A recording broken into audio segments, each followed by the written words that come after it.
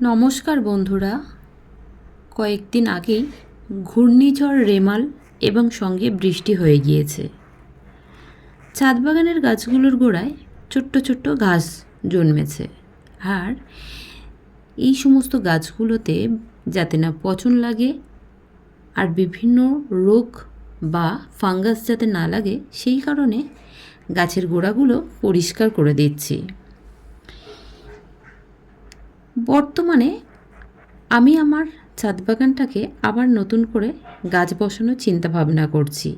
তাই এই পুরানো গাছগুলোকে, অর্থাৎ শীতের গাছগুলো এবার তুলে দেব ভাবছি। এটি আমার গ্ল্যাডিওলাস। গত বছরে যে গাছ ছিল তার বাল্বগুলো তোলা হয়নি। এখন নতুন করে গাছ বার হয়েছে, এগুলোকে ভাবছি তুলে সংরক্ষণ করে রাখবো, যদিও আগে আমি সংরক্ষণ করিনি। এই বিটগুলো শীতের শেষের দিকে বসিয়েছিলাম, তাই এখনও আমার ছাদ বাগানে বেশ অনেকটা বিট আছে, তো কম বেশি খাওয়াও চলছে। বন্ধুরা, এই বিটগুলো যে খুব বড় সাইজের এটি আমি কখনোই দাবি করতে পারি না, কিন্তু এর টেস্ট কিন্তু অসাধারণ। এই বিটগুলোতে যদি একটু অজৈব সার প্রয়োগ করতাম তাহলে এই বিটগুলোর সাইজ কিন্তু অনেকটা বেড়ে যেত। যেহেতু আমরা বাড়িতে খাচ্ছি, এই সবজিগুলো খাওয়ার জন্য তৈরি করছি, তাই কিচেন কম্পোস্ট এবং গোবর সার ছাড়া তেমন কোনো সার আমার ছাদ বাগানের বিশেষত সবজি গাছগুলোতে ব্যবহার করা হয় না। বন্ধুরা, এখানে একটি দুটি বিট একটু পচন লাগা শুরু হয়ে গিয়েছিল, তো সেই কারণে আগেভাগেই সমস্ত বিটগুলোকে তুলে নিচ্ছি। আর প্রত্যেকটি টবে প্রচুর পরিমাণে নেই, যেহেতু বড়গুলো আগেই তুলে নেওয়া হয়ে গেছে, তাই একটা দুটো তিনটে করে আছে, সেগুলো সমস্তগুলো তুলে নিয়ে সমস্ত টবগুলোতে বিভিন্ন রকম শাক চাষ করব ভাবছি। এই দেখুন, এখানে গাছটা নষ্ট হয়ে গেলেও নিচের বিটটা কিন্তু এখনও যথেষ্ট ভালো আছে, তাই আগে ভাগেই তুলে নিচ্ছে যাতে এই বিটগুলো না নষ্ট হয়ে যায়। আর কি করব বলুন তো, এখনই আমার এই টবগুলোতে মাটিগুলোকে খুশিয়ে বেশ কয়েকদিন রোদ্দুরের মধ্যে ফেলে রাখব।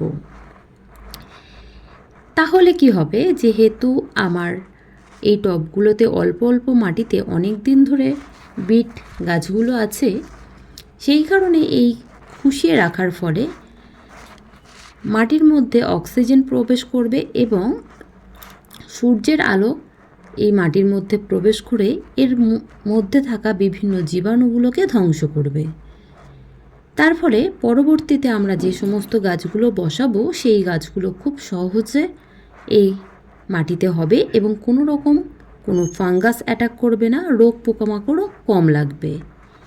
এই দেখুন বন্ধুরা, এগুলো আমার গ্ল্যাডিওলাসের বাল্ব। এর আগের বছর একটি দুটি গ্ল্যাডিওলাস আমি বসিয়েছিলাম, তার বাল্বগুলো সংরক্ষণ করিনি বলে পরবর্তীতে আমার গাছগুলো নষ্ট হয়ে গেছিল। এবছর প্রথম গ্ল্যাডিওলাসের বাল্ব সংরক্ষণ করার চেষ্টা করব। জানি না সঠিক হবে কি না, তবুও আমরা যেহেতু ছাদ বাগান করি, তাই বিভিন্ন গাছ সংরক্ষণ করে রাখা, বিভিন্ন কাটিং করা, এগুলো চলতেই থাকে। এই দেখুন, গ্ল্যাডিওলাসের ছোট্ট একটি বাল্ব তৈরি হয়ে গেছিলো এই গাছের নিচে। আরও বেশ কয়েকটি আছে দেখলাম মাটির মধ্যে, সেগুলোকে সংরক্ষণ করার চেষ্টা করব না, ওগুলো মাটিতেই থাকবে। যদি থাকে ভালো, না থাকলেও অসুবিধা নেই। বন্ধুরা, এই সমস্ত বিটগুলো তুলে নেওয়ার পর আমি আবার যেহেতু নতুন করে গাছ বসাবো, তাই এখানে একটি দুটি করে সমস্ত টবেরই যা বিট ছিল সবগুলোই তুলে ফেলছি, যাতে পরবর্তীতে আমরা আবার নতুন করে আমি আমার ছাদ বাগানটাকে সাজিয়ে তুলতে পারি। তো বন্ধুরা, আমরা যদি এরকম একটা দুটো টবের মধ্যে আমাদের পছন্দের কিছু সবজি করে রাখতে পারি, তাহলে খুব সহজেই কিন্তু সময় অসময়ে পরিবারের চাহিদা মেটাতে পারি। বন্ধুরা, এই ছিল আজকে ছোট্ট একটি ভিডিওটিতে যারা দেখলেন শেষ পর্যন্ত তাদেরকে অসংখ্য ধন্যবাদ। সঙ্গে থাকবেন, পাশে থাকবেন। নতুন বন্ধু হলে অবশ্যই সাবস্ক্রাইব করতে ভুলবেন না। সকলকে আজকে টাটা।